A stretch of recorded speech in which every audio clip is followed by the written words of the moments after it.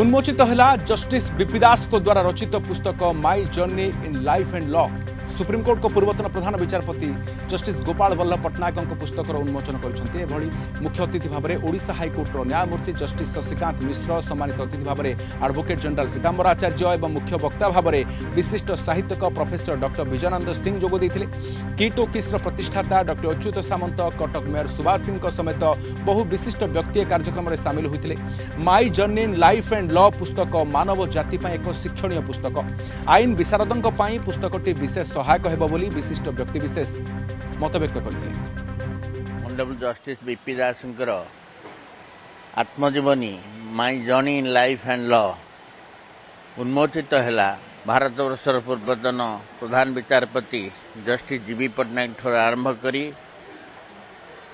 ओडिशा हाइकोर्टर मान्यवर जस्टिस सुत शशिकांत मिश्र पर्यंत माने जो मैंने विशद आलोचना कले एवं मान्यवर जस्टिस बीपी दास निजर लेखकीय अभिव्यक्ति प्रदान कले। से अनुभव है जे ग्रंथटी अत्यंत उच्चमानर अत्यंत उच्चकोटीर जो आगामी दिन जो मैंने सब लॉ प्रोफेशन अच्छा से शिक्षणीय हम ओडिशावासी एवं भारतवासी सर्वोपरि मानव जाति एक शिक्षाप्रद ग्रंथ।